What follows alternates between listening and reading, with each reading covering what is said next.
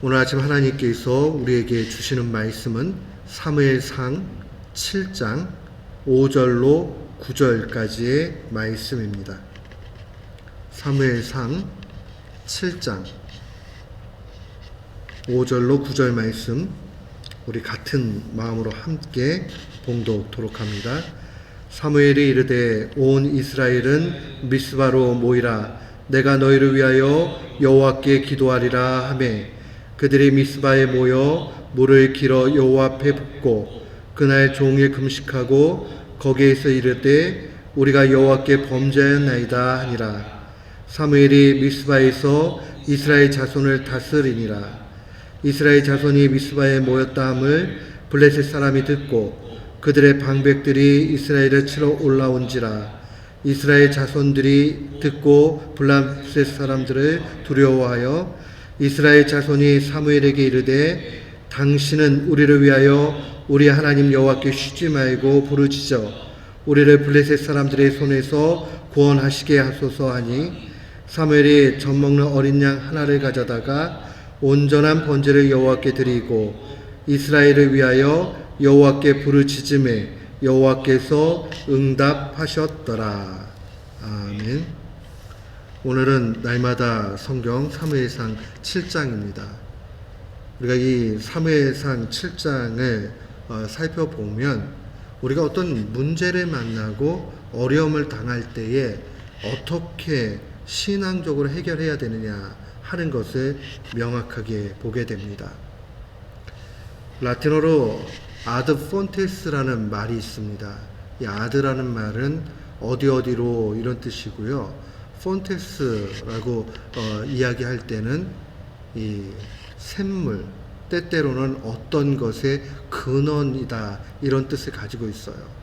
그래서 아드 폰테스라는 말은 근원으로 돌아간다, 본질로 간다, 원래 처음 시작으로 간다, 그런 의미를 가지고 있습니다. 신앙도 마찬가지입니다. 우리가 신앙생활할 때 아드 폰테스, 본질, 근원으로 돌아가야 돼요. 오늘 본문은 우리가 신앙의 기초, 기반, 시작점 어떻게 해야 되느냐 하는 것을 명확하게 보여줍니다. 1절부터 이렇게 보면 1절과 2절에 보면 이 언약궤가 이 기럇 여아림으로 돌아오는 것을 보게 됩니다. 2절 말씀에 보니까 궤가 기럇 여아림에 들어간 날부터 20년 동안 오래 있는지라. 이스라엘 온 족속이 여호와를 사모하니라. 그들이 정말 하나님의 임재의 상징인 이 언약궤를 다시 이제 그들 곁으로 가지고 오는 것을 보게 됩니다. 이제 그들에게 영적인 회복을 결단하는 그러한 형식이 갖추어졌다, 그렇게 볼 수 있습니다. 그런데 그 형식만이 전부다는 아니에요. 우리가 이미 살펴봤지만 이 이스라엘 백성들이 언약궤를 가지고 블레셋과 전쟁에 나갔다가도 실패한 적이 있어요. 왜 그러죠? 형식은 갖춰졌지만 내용이 그러지 않을 때 그러합니다. 그런데 3절 이후에 보게 되면 이제 사무엘이 그들에게 신앙적 결단을 내리라고 이야기하죠. 이제 너희에게 있는 이 블레셋의 이방신들, 이 이방신들과 아스타롯을 너희 중에 제거하라고 이야기를 합니다. 그리고 4절 말씀에 보면 여호와만 섬기라 라고 이야기를 하면서 이제 5절 이후로 미스바에 다 모이게 만듭니다. 미스바에 모여서 뭐 하느냐? 여기서 이 대성회가 열리게 됩니다. 그 대성회의 내용은 바로 6절 말씀입니다. 우리가 여호와께 범죄하였나이다. 회개했지요. 우리가 어떤 문제가 있고 어려움을 당하게 되고 그렇게 되면 영적인 상황을 갖다가 진단해 봐야 됩니다. 내가 영적인 문제들이 있다라고 할 때에 먼저는 이 형식을 갖춰야 되고 동시에 그 형식이 온전한 형식이 되기 위해서는 내용을 바로 채워 넣어야 됩니다. 이 내용이라는 것 바로 회개하는 것이죠. 형식이라는 거 우리가 하나님 앞에 먼저 나와야 돼요. 예배 드려야 돼요. 근데 나와서 그냥 나는 예배 드렸으니까 하면 안 된다는 거예요. 예배를 드렸으면 예배 안에서 찔림이 와야 되고 회개가 나타나야 되고 자기의 삶에 대한 돌이킴이 필요합니다. 그렇게 미스바 대성회를 하는 걸 통해서 이스라엘 백성들이 완전히 새롭게 변모해 가는 것을 보게 됩니다. 그런데 그렇게 했다고 해서 한 번에 다 끝나지 않는다는 것을 우리는 본문 말씀에 분명히 나타나 있는 것을 보게 됩니다. 7절 말씀을 한번 보십시오. 이스라엘 자손이 미스바에 모였다함을 블레셋 사람들이 듣고 그들의 방백들이 이스라엘을 치러 올라온지라. 그랬더니 이스라엘 자손들이 듣고 블레셋 사람들을 두려워하죠. 신앙이라는 게 하루아침에 은혜 받아서 뜨겁게 되느냐? 그렇지 않다라는 거예요. 훈련과 또한 신앙적인 연습과 그런 모든 일들이 필요합니다. 시간이 요구가 됩니다. 그렇기 때문에 그들이 지금 회개하고 이렇게 했지만 두려움이 여전히 있죠. 그때에 어떻게 해야 됩니까? 그 두려움을 잠시 뒤로 하고 결국 다시 한번 기도로 나아가며 합심해서 나아가는 그러한 모습들이 필요합니다. 이스라엘 자손이 8절에 보니까 사무엘에게 요청하죠.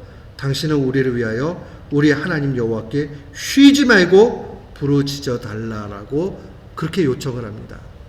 사랑하는 성도 여러분, 신앙생활은 개인적인 영역이 있고 또 기도라는 것도 개인의 기도가 있지만 때때로는 공동체가 함께 하나님 앞에 올려드려야 되는 기도와 예배가 있습니다.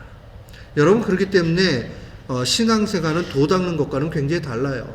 도 닦는 것은 굉장히 개인적입니다. 공동체적인 부분들이 거의 없어요. 그러나 신앙생활은 혼자 하는 것이 아닙니다. 공동체가 함께 나가야 됩니다. 때때로 어려운 일을 만나면 기도의 동력자들과 더불어서 기도해야 됩니다. 이스라엘 백성들은 영적인 지도자였던 사무엘을 향해서 그 기도를 요청합니다. 9절 말씀에 보니까 사무엘이 젖 먹는 어린 양 하나를 가져다가 온전한 번제를 여호와께 드렸다. 온전한 번제를 여호와께 드렸다. 온전한 예배를 온전히 하나님 앞에 드린 거죠.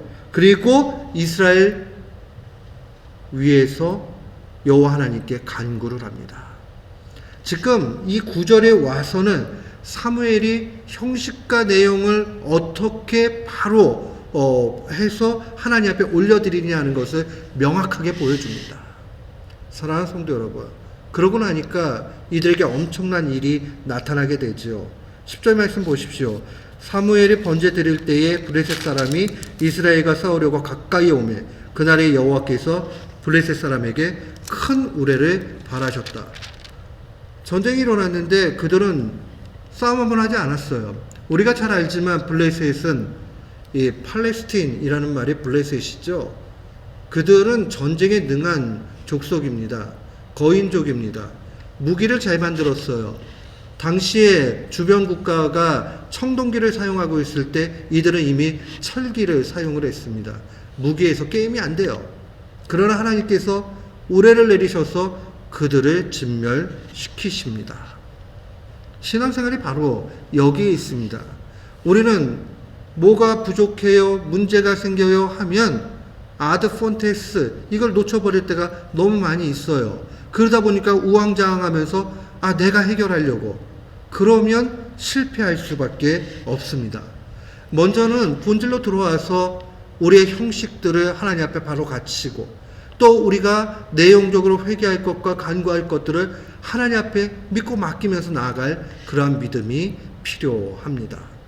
오늘 사무엘상 7장은 우리에게 온전한 신앙생활, 온전한 기도, 온전한 예배 드림이 얼마나 영적으로 강력한 힘을 가지고 있는가를 보여줍니다. 오늘 이 말씀을 마음에 간직하면서 우리가 시시때때로 순간순간 하나님 앞에 기도하고 또한 하나님 앞에 예배하는 귀한 하나님의 사람들 되시기를 주의 이름으로 축원합니다. 아멘.